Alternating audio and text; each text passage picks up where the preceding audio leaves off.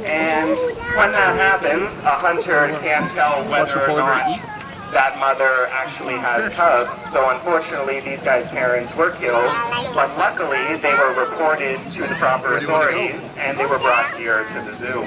They were originally brought here to the zoo actually back in the early 2000s. Inukshuk came here in 2001, and the two girls, Nikita and Aurora, came here in 2003.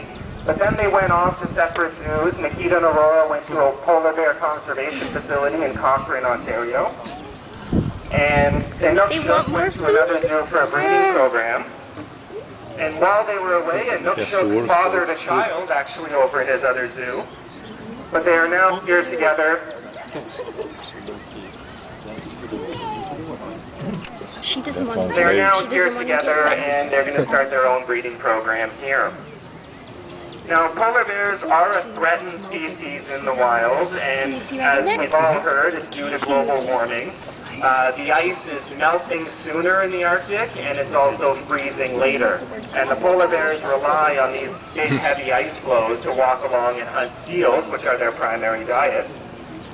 And without the ice floes around, then the polar bears have a shorter time period with which they can hunt their food. The numbers are increasing, according to Let's see if stats. we can get Nikita to go in the water. There she goes. Oh, Now what I'm She doing doesn't- today is she I'm giving doesn't them some want to. fish, some herring, as well as some smelt.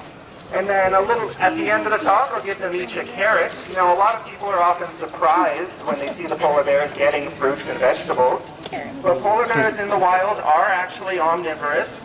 In the summertime, when food is a little bit more scarce, then their metabolism actually slows down. They are known to go off and forage on roots and berries.